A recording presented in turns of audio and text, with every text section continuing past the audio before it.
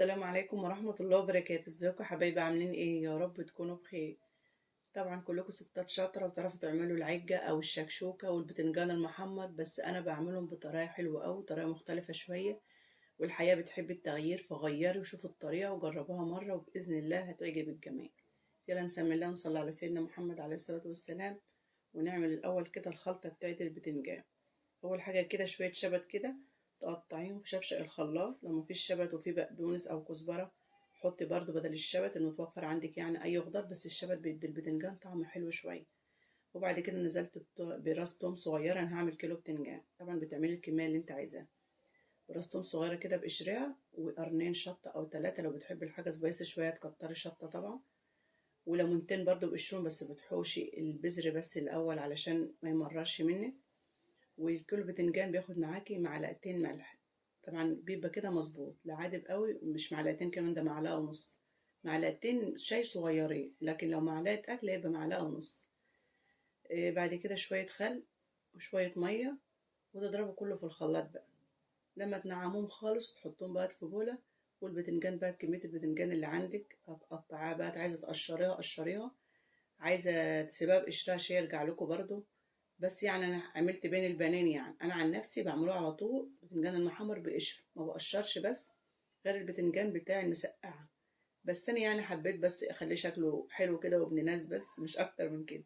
بس قشر البتنجان مفيد جدا، وفي نسبة حديد عالية يعني، فحبيت اغير يعني. بعد كده نزلت بقى بالبتنجان بتاعي كده، عملته شرايح ونزلت بقى في الخلطة.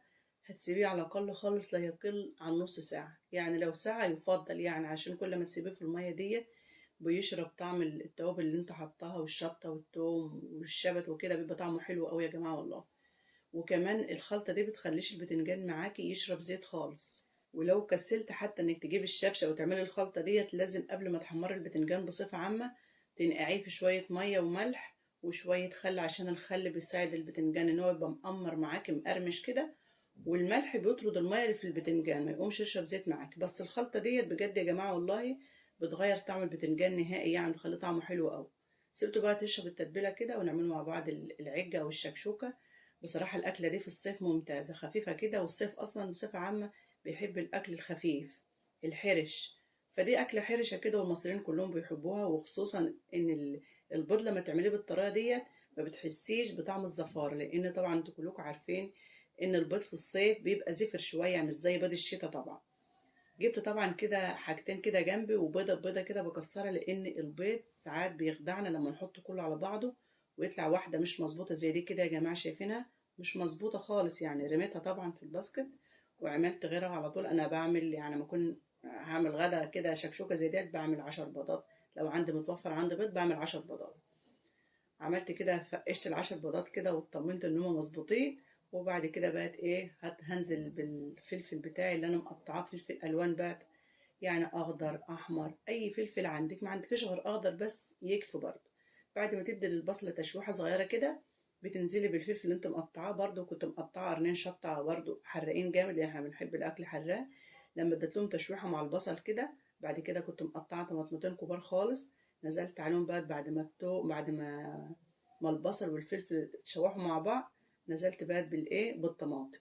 ما بحطش عليها توم يا جماعه، الاكل اذواق. بشوف ناس بتحط على الشكشوكه دي توم، بصراحه انا رايي مبتبقاش حلو.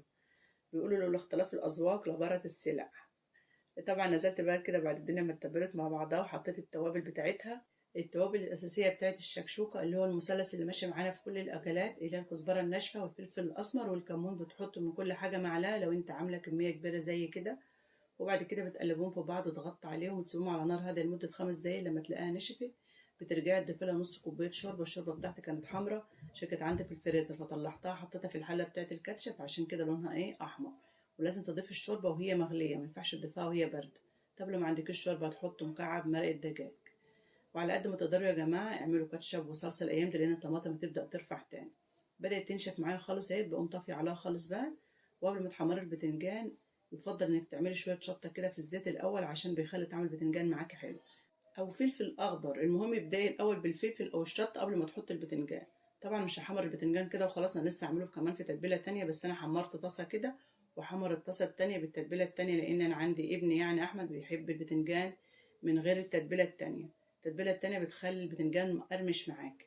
مش عايزاه مقرمش اعمليه كده وخلاص، بس اهم حاجه تحطيه في الخلطه دي قبل ما تحمريه، بيخلي طعم البتنجان حلو قوي. انا قلت لكم الكلام ده قبل كده بس معلش بكرر تاني يا جماعه، والله لما تعملي البتنجان بالتتبيله ديت بيخلي البتنجان طعمه في حته تانية خالص.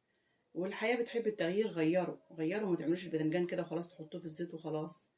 بعد كده طبعا هعمل التتبيله التانية اللي هي بتخلي البتنجان مقرمش معاك، شويه دقيق على معلقه نشا على شويه ملح، بتقلبهم في بعض كده كويس.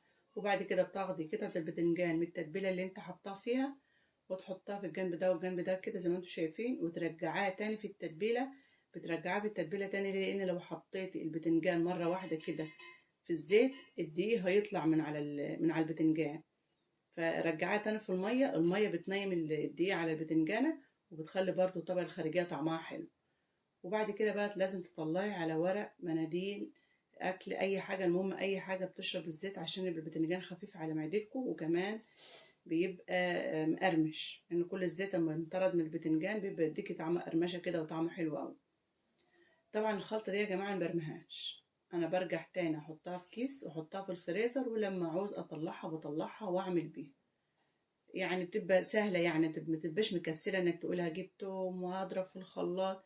طب ما الخلطه قدامك هي ترميها ليه؟ حطها في الفريزر، ولما تعوزي تعملي بتنجان تاني ارجعي طلعيها وحطي فيها البتنجان في 5 دقايق وريحي نفسك. هتعملي بقى كمان مره وخلاص، مش لازم تعملي بقى كل مره، يعني هي مره كمان وبعد كده برميه.